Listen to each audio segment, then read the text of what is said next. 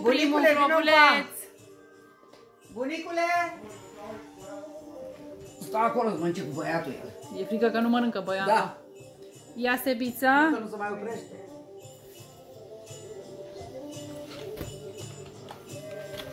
Primul globuleț a fost pus. E oficial, a început Crăciunul.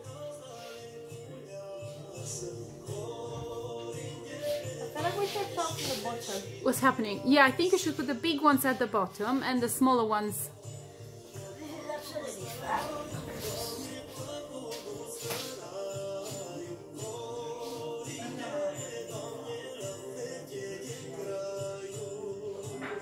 Like that. See it holding up? It might fall at some point, but it's okay. We'll put it back.